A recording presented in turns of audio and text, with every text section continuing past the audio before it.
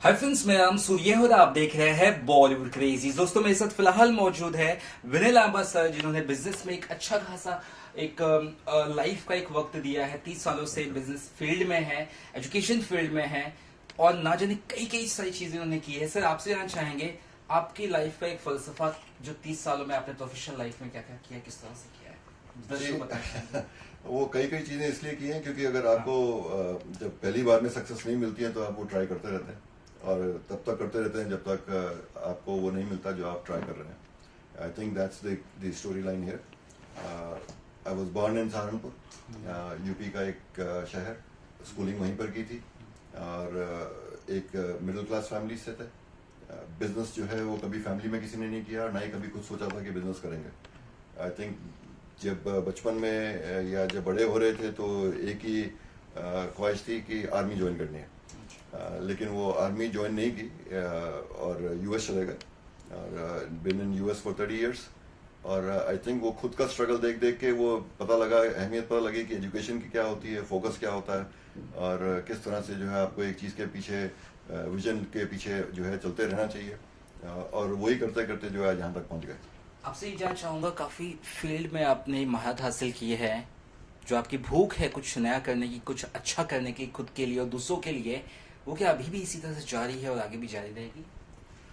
I don't know कि वो भूख है या क्या है। I think it's the passion which drives me. और मेरा ये मानना है, या सब जैसे कहते भी हैं, कि आप का जो ग्राफ है वो स्ट्रेट लाइन तभी होता है जब आप एक बार डेथ बेड पे होते हैं। जब आप चले जाते हैं तो वो मॉनिटर के ऊपर स्ट्रेट लाइन हो जाती है। लेकिन जब तक आपकी वो जब तक आप हैं और जिंदा हैं तब तक आई थिंक वो पैशन हमेशा रहती ही है। अब औरों का तो मेरे को नहीं पता, लेकिन हाँ, आई गेस वो पैशन अभी भी है और अभी भी बहुत कुछ है जो करने के लिए है। क्योंकि चीज़ें चेंज होती हैं, उसके साथ साथ आप भी चेंज होते हैं, उसके साथ आपका विजन भी चेंज होता है। और अगर आप एक ठीक चीज़ करना चाहते हैं और ठीक ढंग से करना चाहते हैं, then you have to continuously grow and you have to continuously learn. यही एक मैसेज जो है वो हमारी एजुकेशन के थ्रू है और यही जो सेम फिलॉसफी है वो हमारे अपने ऊपर भी लागू होता है। 30 सालों से आपने एक बड़ा वक्त फील्ड्स में अलग अलग दिया है। एजुकेशन फील्ड में दिया है, फैशन फील्ड में दिया है, आप टेक्नोलॉजिकल सेक्टर में भी आपका एक वर्चस्व है। ये सब चीज़ें अलग अलग है, बहुत मेरे हिसाब से बहुत अलग अलग है। इन सभी को कैटर करना, लाइफ में आगे बढ़ना, दूसरों के लिए करना कितना डिफिकल्ट, या खुद के लिए टाइम कैसे निकाल पाते हैं ये सब चीज़ों में करते करते? देखिए, एक रिसर्च है जो स्पेसिफाई करता है growth mindset and fix mindset. अच्छा। और ये रिसर्च जो है जितनी बड़ी आईवी लीग यूनिवर्सिटीज हैं उनके थ्रू है। और उसमें उन्होंने फिर उनका कंक्लूजन ये था कि any individual with a fix mindset always has problem in life. Growth mindset के साथ जो है अगर आप रहते हैं तो आपको थोड़ा सा इजी हो जाता है और आप सक्सेसफुल ज़्यादा रहते हैं, स्ट्रेस भी कम रहता है। और उसका एक एग्जाम्पल इंडिया में भी है एक्चुअली, क्योंकि यहाँ पर क्या होता है कि जैसे ही बच्चा एक पैदा होता है या जब वो स्कूल में होता है तभी उसका करियर जो है उसके पेरेंट्स या रिलेटिव्स या फ्रेंड्स जो है वो सेट हो जाता है कि हाँ, मेरा बेटे ने डॉक्टर ही बनना है या वो इंजीनियर बनना है या उसने हाँ। अब वो उसमें क्या होता है कि आप ये भी नहीं देखते हैं कि वो बच्चे को एक्चुअली में क्या चाहिए या उसका पोटेंशियल जो है कहाँ पर है। कोई जरूरी नहीं है कि हर आदमी अगर डॉक्टर नहीं बनेगा तो सक्सेसफुल नहीं है। There are so many other things.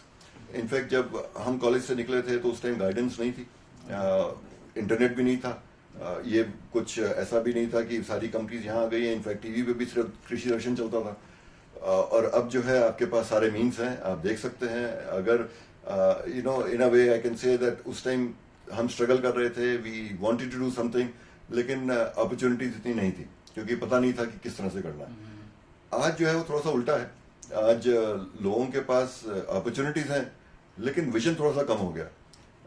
वो विजन इसलिए कम हो गया, it's not that they don't want to do something, वो इसलिए कम हो गया कि सबको बहुत जल्दी है। दे डोंट केयर कि वो उस पॉइंट पे ए टू बी किस तरह से पहुंचना है। All they care about is कितनी जल्दी हम पहुंच सकते हैं। But there is no success, there is no elevator to success. You have to sweat it out, you have to take the stairs, you have to take the steps and step by step you have to go. आपने बोला कि जैसे मेरी खुद की journey थी, तो क्योंकि बिजनेस बैकग्राउंड नहीं थी, कोई ये भी नहीं है कि मल्टी मिलियनर थे, तो ये क्या अगर मैं बोलूँ कि हाँ मेरी सक्सेस बड़ी इजी रही है तो वो नहीं है। I think that all the failures that I faced actually made me what I am today. सिर्फ इतना है कि हाँ, आपको एक पैशन छोड़नी नहीं चाहिए, आपको अपने ऊपर कॉन्फिडेंस होना चाहिए कि अगर मैंने कुछ करना है तो ये सब तो हर्डल्स आनी ही आनी है। अगर आप गिव अप कर देते हैं तो फिर आप कुछ भी नहीं कर सकते।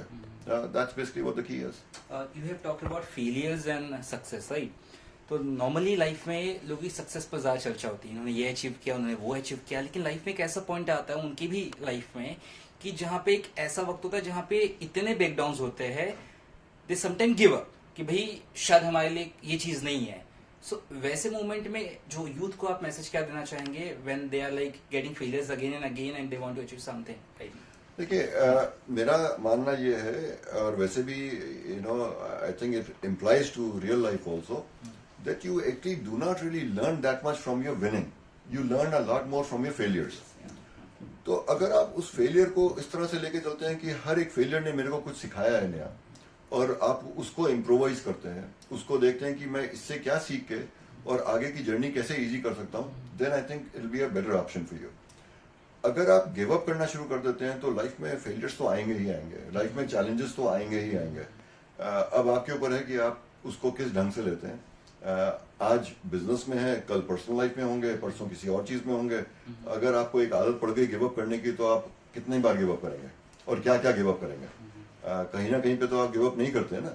तो अगर आप कहीं पे लाइफ में नहीं गिव अप कर रहे हैं तो फिर अपने पैशन को लेके, अपने विजन को लेके, अपने जॉब को लेके उस पर क्यों गिव अप कर देते हैं इतनी जल्दी? आप ट्राई करते रहिए, पेशेंस रखिए। अगर आप जो है उसके ऊपर 100% अपना फोकस दे रहे हैं और हार्ड वर्क कर रहे हैं तो कहीं ना कहीं पे आपको सक्सेस मिल जाएगी। हाँ, एज यू सेड कि स्टार्ट में आपने जो भी चीजें करनी चालू की, एक गाइडेंस नहीं था प्रॉपर, राइट? ये शब्द आपने यूज किया। सो इन दैट सिनारियो जहाँ पे हमें गाइडेंस तक नहीं मिलता है, हम अपना ऐसा शायद खुद इख्तियार करते हैं, तो ऐसे में कभी कभी ये भी होता है ना, जो यूथ है वो कहता है कि यार मैं काफी वक्त वेस्ट हो गया, शायद मैं जो करना चाहता नहीं कर पा रहा, तो सेकंड ऑप्शन चूज कर लिया, थर्ड ऑप्शन चूज कर लिया। तो ऐसे में एक फोकस, प्रॉपर माइंडसेट लेकर आगे बढ़ना, अपने ड्रीम को रियलिटी में लेकर आना, वो कितना डिफिकल्ट रहता है? See, I think that is one of the reason why today we are in education. देखिए, एजुकेशन और लर्निंग जो है दो अलग अलग चीजें हैं। एजुकेशन वो है जो हम स्कूल में पढ़ते हैं, और एजुकेशन टिपिकली स्कूल जब आप पास करते हैं तो वहाँ खत्म हो जाती है। लर्निंग आपकी जो है वो जिंदगी भर चलती रहती है। And I think your success and failure is directly proportional to the learning question that you have. अगर आपने लर्निंग करना बंद कर दिया तो आप कहीं ना कहीं पर गिव अप कर देंगे फिर। और अगर हम जिंदगी में भी देखें तो जितनी भी ज्यादातर जो हमारी लाइफ में चीजें होती हैं, वो सारी चीजें वो नहीं है जो हम स्कूल में सीख रहे हैं। वो चीजें वो है जो हम किसी को देख के, या किसी बचपन में हमने साइकिल चलाना जो है वो ज्यादातर हम पहले देख के ही सीख करते हैं। जब हम छोटे होते हैं तो हम इतने सारे क्वेश्चन पूछते हैं, हर आदमी कहता है कि ये बच्चा बहुत क्वेश्चन पूछता है। हाँ। वो क्वेश्चन इसलिए पूछ रहा है क्योंकि वो क्यूरियस होता है, वो जानना चाहता है। और इसी तरह से जब जैसे जैसे हम बड़े होते रहते हैं, हम चुप होते रहते हैं। हम सिर्फ जो हमने स्कूल में सीखा है उसी को हम इम्प्लीमेंट कर रहे हैं।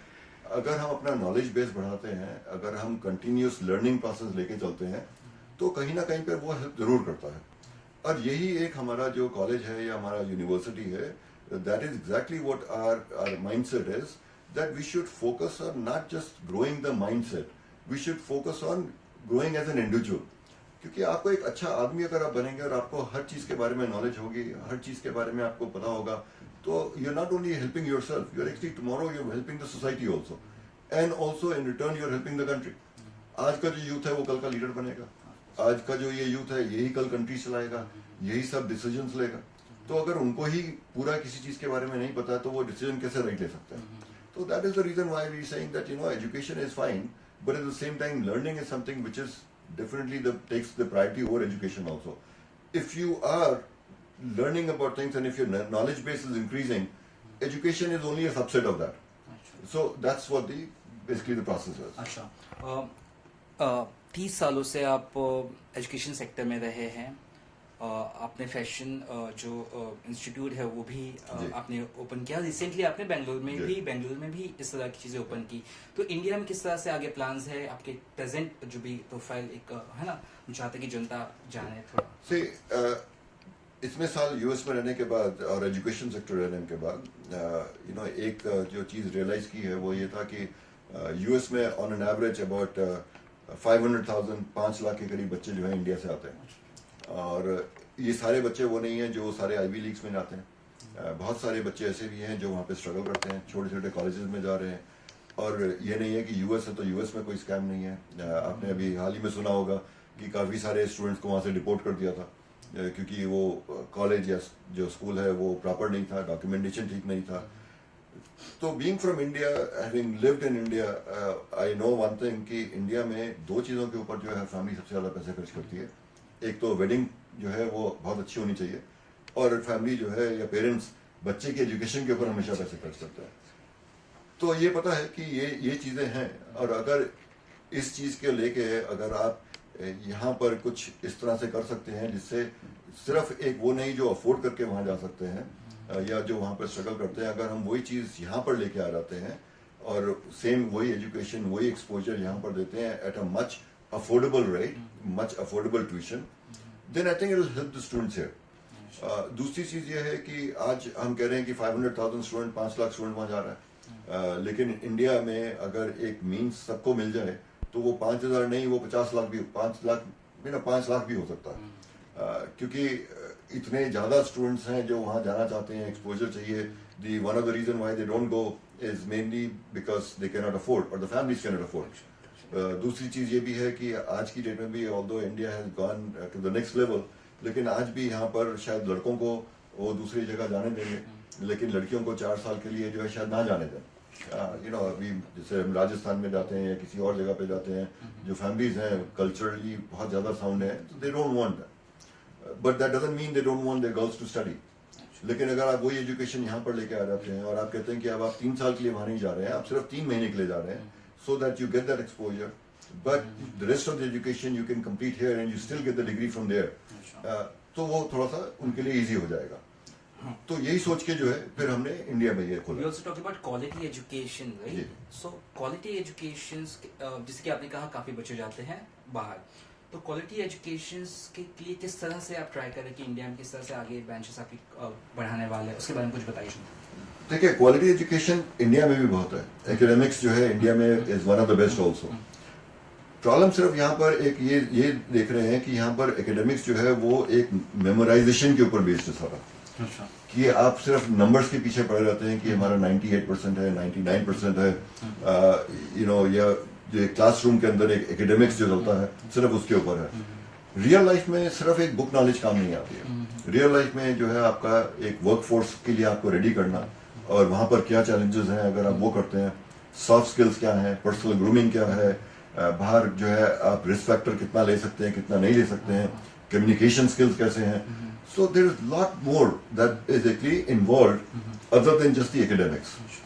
तो academics wise is fine, वो तो वहाँ से हम लेके आ रहे हैं, लेकिन साथ में जो एक अलग जो और चीज़ है, we are focus is going to be on that also. अब अगर हम ये देखते हैं कि हाँ आज कोई फैशन डिजाइनर है जो एक इंडिया में सिर्फ सक्सेसफुल है, लेकिन अगर आप उसको बाहर लेके जाते हैं तो may be 1%, 2% of the people know है। हम हमेशा वेस्ट को अपलोड करते रहते हैं, हमेशा यहाँ पे बात होती है कि ऑस्कर नहीं जीता, ऑस्कर नहीं जीता। Why is it that we always look up to the west? Why is it that the west is not, why don't we bring it to that level where west also looks up at India? कि India में आज एक fashion designer भी इतना बड़ा है या stars इतने बड़े हैं या कुछ है। तो the entire idea is that we don't bring that experience here and then give it to the masses also, क्योंकि वो सिर्फ एक उनके लिए नहीं होना चाहिए, क्योंकि यहाँ पर क्या है, हैव्स एंड हैव नॉट्स। जो अफोर्ड कर सकते हैं उनके लिए तो सब कुछ है, लेकिन जो अफोर्ड नहीं कर सकते हैं वो बेचारे स्ट्रगल करते रहते हैं। तो if you can bring that to that level also, then maybe you know will create some movement or will create some more you can say people who actually are deserving. Yeah. Are you planning to open it in other cities after Bengaluru? Bangalore is already open now. We just opened it last week. Now the next one that we're opening in Chennai in May.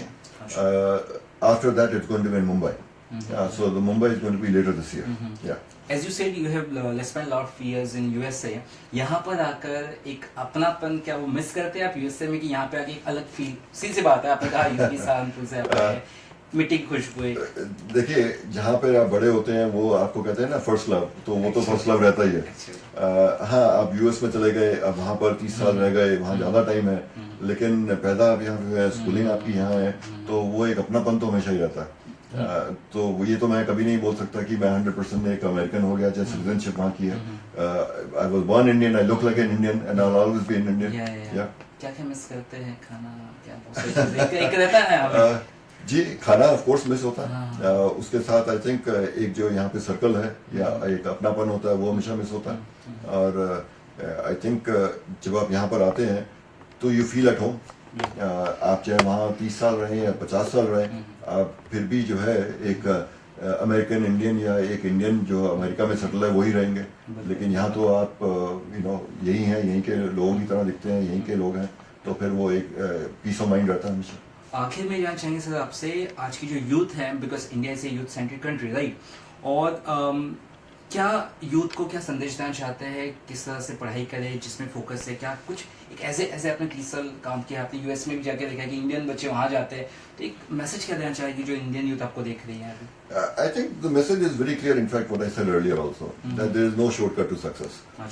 ये तो खुद की मेरी journey से भी है कि अगर अगर मैं शायद गिव अप कर देता या मैं कुछ गलत ढंग से कुछ करना चाहता तो आज शायद मैं यहाँ आपके साथ ना बैठा होता.